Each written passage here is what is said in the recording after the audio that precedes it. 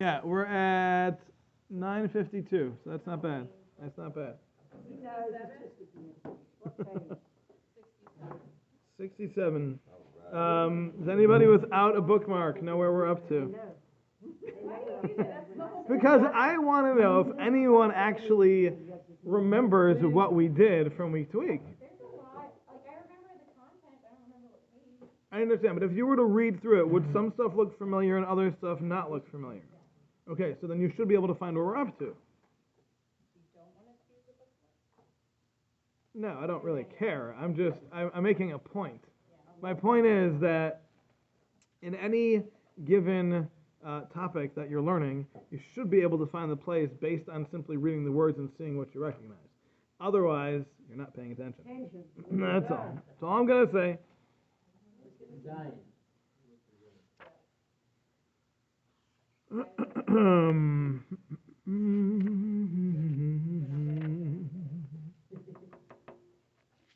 All right. No texting during class. Definitely not a text that the teacher is on. That's for sure. That's just not smart. Just not smart. Doc, I think you gotta go back to college and learn the rules, you know? He doesn't need rules, he's graduated. Don't text the thread that the teacher's on in the middle of class. That's just, that's just olive phase. All right, and if anybody else is on that thread who's in the class, please don't respond. Because I'm going to see that too.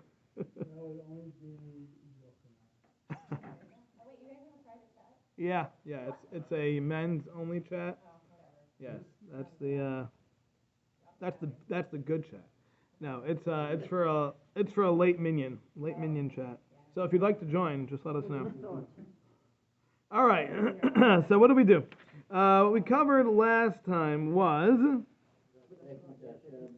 connecting to Hashem. You know, that's generally a good guess anytime we start this class. That was the whole thing. That.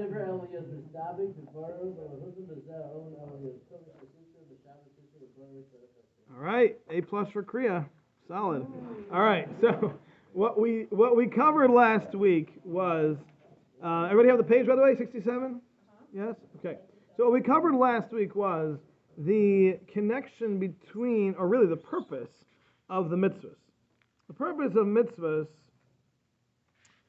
is kind of twofold, and we're going to get into it more this week. But the idea is that mitzvahs correspond to different parts of ourselves, and by fulfilling the mitzvahs, we are able to elevate that part of ourselves that the mitzvah corresponds to. And in doing so, we're able to live a life which is spiritually focused instead of one which is physically driven. So we talked about how there are physical needs, and these things are necessities, and they are part of life.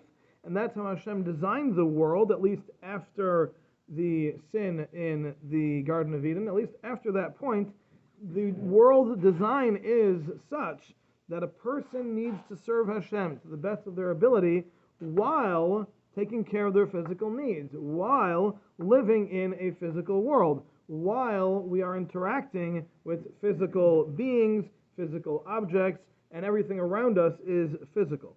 So Hashem put us into this entirely physical realm and life for the purpose of our learning how to use that for spiritual growth. So he said, on the one hand, someone might say that the highest level of spirituality is one of abstinence, where someone is not involving themselves with the physical world at all. But then we understood that the Derech Hashem here is actually saying that there's a higher level than that, and that is a level of using this world, not abstaining from it, but using this world for spiritual growth, and that's an even higher level. And the Metzilas Yesharim, also authored by the same person, goes through these levels as well, and he talks about how the highest level are the people who are on the highest level are the people who are able to use everything in the world for spiritual growth and not simply abstain from things. So that's what we were talking about. So we said that there are two aspects of the mitzvahs. There is the positives and the negatives. The idea of the positive is to elevate us by the things that we do, and the point of the negatives is to elevate us by the things that we need to abstain from. So that even within the physical world, there is still a big section of that world that we are not to be involved with and not to use at all. Those are the things that their entire purpose is not to be used. That's what they're there for. They're there for non-use. So all the things that are forbidden to us, those are the things that Hashem put in the world not for us to use, but on the contrary, for us to grow through our avoiding them. That's the negative. So that's what we discussed last week. Any comments or questions on this? Or is this all crystal clear? All right, a good joke, anyone? No? All right. Hey, good morning, how are you? Wonderful. Are we moving? Oh, yeah. So, along this line, just to clarify something, we live in a society where the prosperity, like even just in the whole world, is the most prosperity we've ever had in the history of the human race. More people have been elevated out of poverty than ever before in the history of the world, and yet that prosperity can lead people to spending more time on their material possessions. And you gave the example various times about people who have these very limited interactions. In other words, like they need very little food. So is there some kind of balance there? Like, are we looking at the world now as problematic because it's too prosperous and creating too much interest in the material, and that makes it even more difficult to avoid the negative? Yes. So let me just put what Dr. Krika was getting at into a sentence. The more physical we have, the more difficult it is to be spiritual. The test of wealth is greater than the test of poverty. Meaning to say that a person who is poverty-stricken is innately connected to Hashem. It's like an organic connection to Hashem because they don't know if they're going to have food. They don't know if they're going to have shelter. They don't know if they're going to get kicked out of the place they're trying to stay. They have nothing. They're automatically connected to Hashem. Not automatically necessarily, but very close. But the person who is wealthy is the most prone to turning their backs on Hashem because they see their own success. They see it coming through their own handiwork, and they don't connect to Hashem necessarily. So the test of wealth is certainly greater than the test of poverty.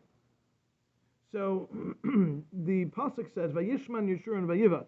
When Klal Yisrael became fat, when we became satiated, when we had what we wanted and we had extra and all that, that's when we rebel.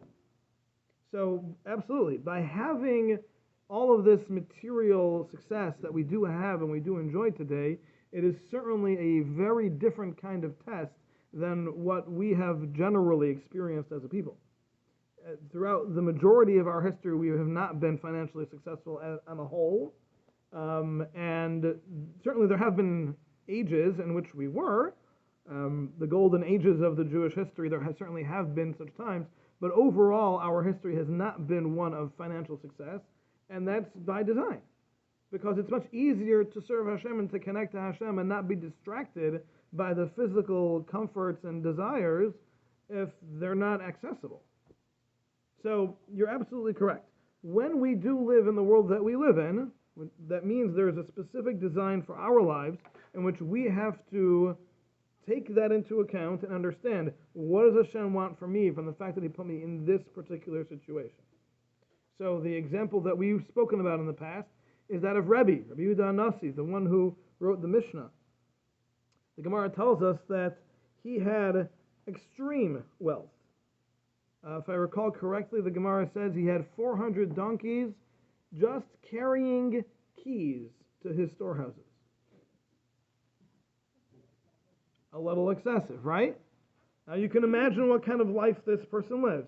Not only was he probably the wealthiest Jew on the face of the earth, he was also a personal friend of Antoninus, the Caesar, who was a world leader, had the entire Roman Empire under his control. Personal friends. They had a tunnel that connected their houses so they could visit each other without having to deal with all, everybody seeing. We're talking about the highest level of prosperity. We're talking about an extremely high level in the connections and the who you know. And he was also the political and rabbinic leader of the Jewish people. So you can imagine what kind of life he lived, right?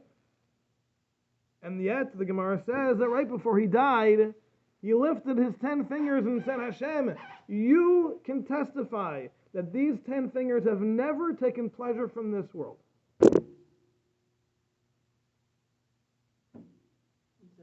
What does that mean? What does it even mean? He never took pleasure from the world? What is that supposed to mean?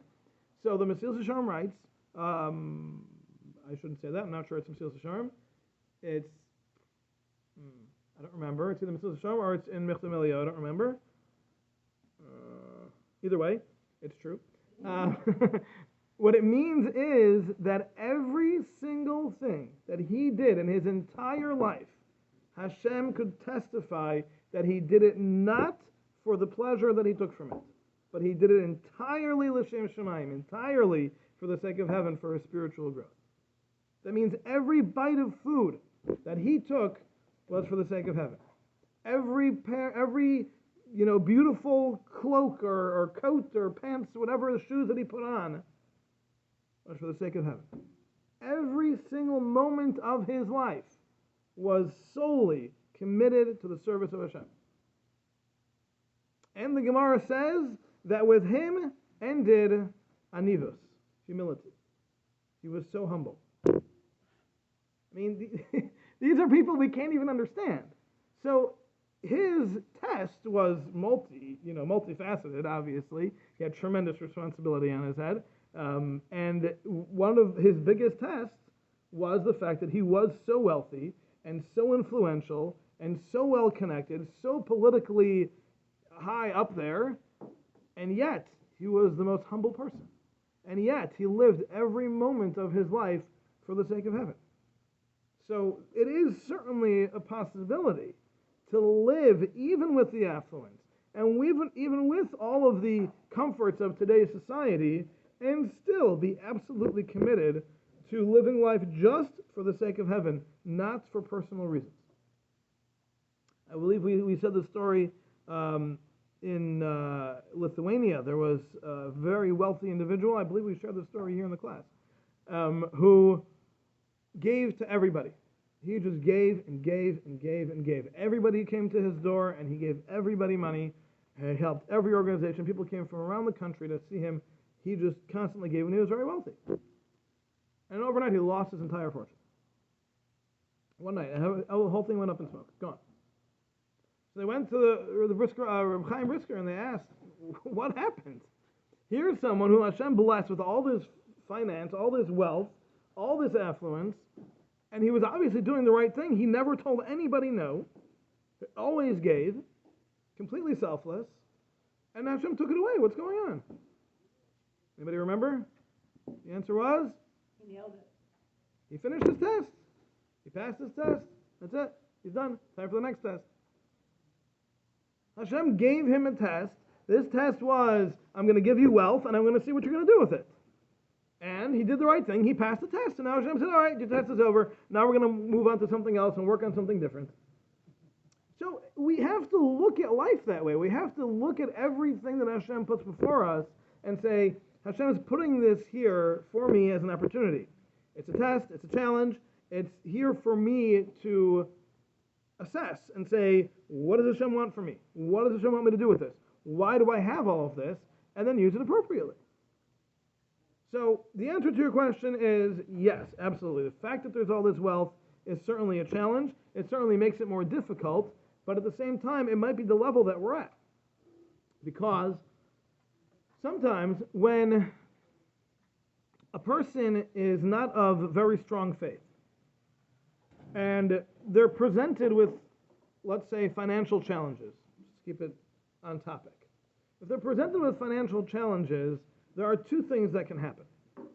Either they can see this as a test from Hashem, where Hashem is saying, let's see, what are you going to do? Are you going to return? Are you going to come back to me? Or the other option is a person is going to turn his back on Hashem and say, how's Hashem doing this to me? Forget it, I'm done. Walk away. He's going to do this to me? Well, I'm going to do that back. It sounds childish, but people do that. People do that. Adults. Mature, at least people think they're mature adults, and Hashem did this to me, well, I'm not going to keep Shabbos this week. I've seen it. And it sounds crazy, but it happens. People think that way subconsciously, and sometimes it actually comes out consciously. And the problem is that sometimes when we're presented with these challenges, we don't recognize them for the challenges that they are. We don't recognize them for being the opportunities that they are. And instead we turn our backs on Hashem. So the lower on the faith scale that someone is, the less likely it is they're going to turn to Hashem when they have these hardships. So it's possible, and actually Rav Dasser does talk about this, that in today's day and age, we need all this affluence. Because without it, our faith level is so low that there's a good chance that a lot of us would be turning the wrong direction if we didn't have all this, calm and serenity and financial, success and not being concerned about the finances and things. And perhaps it's a show of how low of a level that we're on. I don't know that, but I'm just saying it's an option. So whatever it is, the answer to your question is yes, absolutely. The more we have, the more difficult it is to stay connected to Hashem, and that's why the Muslims always say that it's not a good thing to ask to have for wealth, because the test of wealth is greater than the test of poverty, because the goal of life is to connect to Hashem, and when a person's wealthy and comfortable, it's much harder to need Hashem in your life, at least to think you need Hashem in your life. All right. What else? We're not there yet. Hold on. Okay. Okay. They can listen. All right. Moving on. Okay. So here we are. Zion. All right. So the last thing we said, which is what we're about to continue in the discussion here, is that it is incumbent upon us to take control of our lives, to make sure that we have our decisions, and we don't allow our physicality to make our decisions for us. We have to realize that our neshama should be the one making the decisions, and we have to train ourselves to constantly be focusing on what the neshama wants us to do, instead of what our bodies want us to do. And in doing so, we'll be able to rein in our desires, and we'll be able to take control of our lives and make sure that our lives are spiritually driven instead of physically so. Okay? That's what we ended off with. So now, to this he says, however, hanhaga hazais, this way of life, this conduct, mischalekas l'shnei chalakim, is split into two parts. The one is the things that we do because we are commanded to do them. The second is are the things that we do because we need to do them. So there are the things that we're told to do, and then there's the things that we need to do. Pirush, meaning, the one who klal ma'aseh mitzvahs, that is all the mitzvahs. The mitzvahs that we have, those are the things that we are commanded to do. The Hasheni, and the second group, klal ma sheha'adam mishtamesh min ha'olam l'tzarchai. That is the group of everything that a person needs in this world. The things that we interact with and use because we need for this world. So, he's going to explain that. Ma'aseh ha-mitzvahs, the actions of mitzvahs that we do.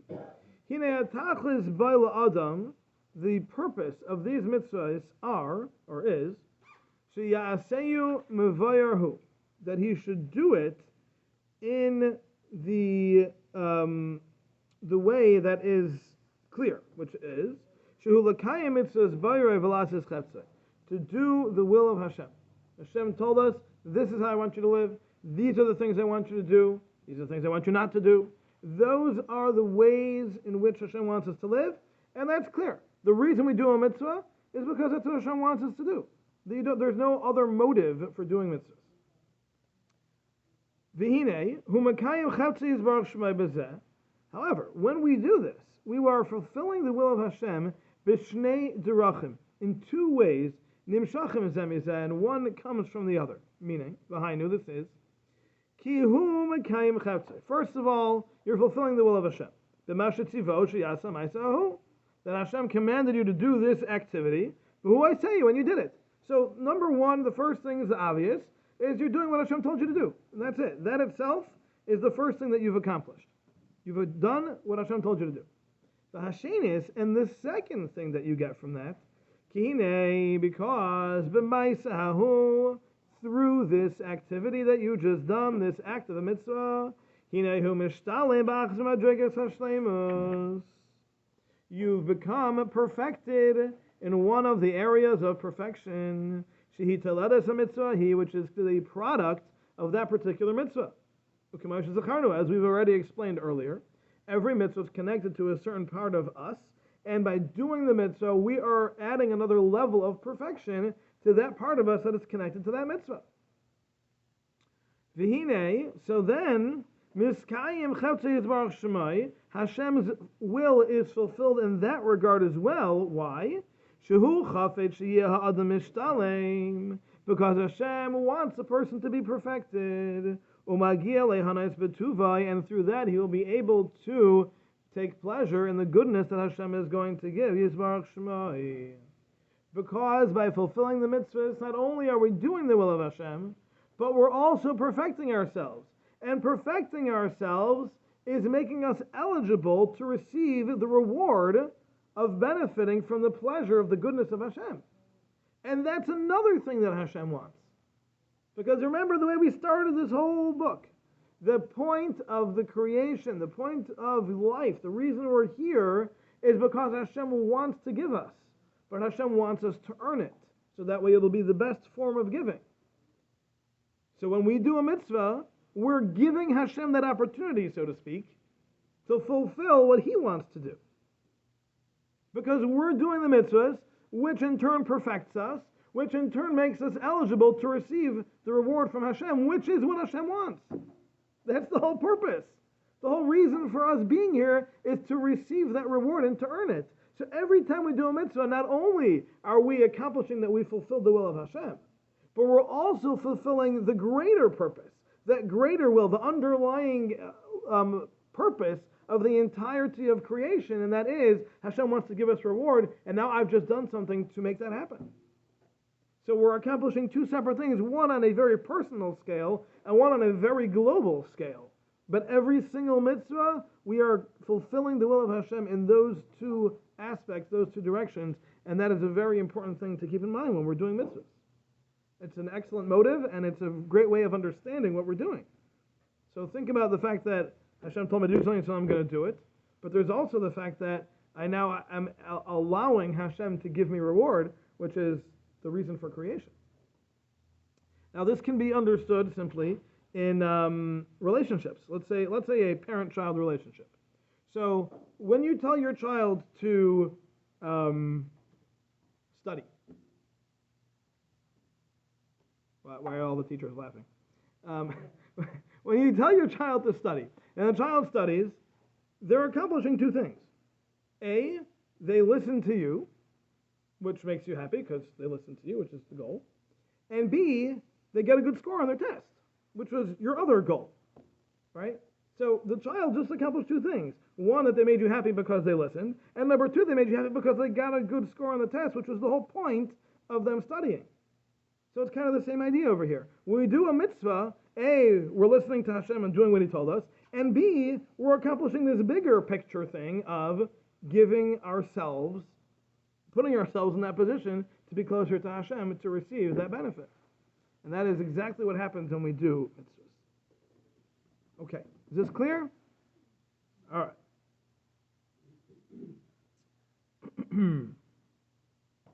Now, to take this a little bit deeper, and I don't really want to get into this too much, because this is a little bit of a complex topic, but there is a Mishnah in Pirkei Avos that says that we should not serve Hashem for reward. And yet at the same time, we're being told over here that the goal of the mitzvahs is to get reward.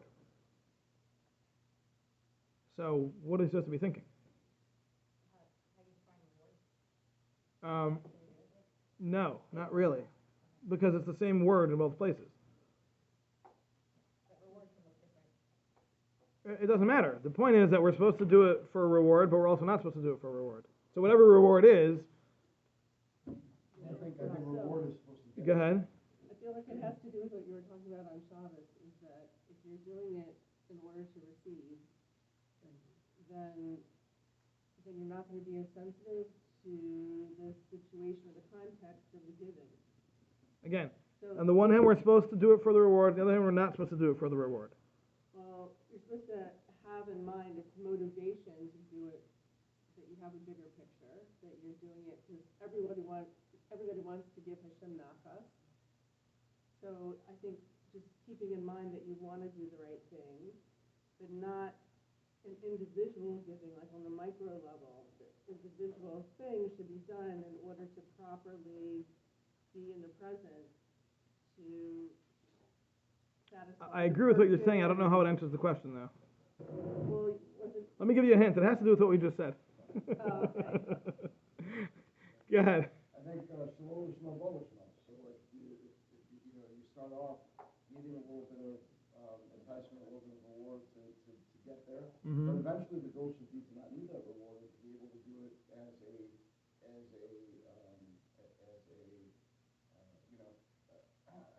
Lishma. Lishma. You do it for the fact of just doing it for Hashem.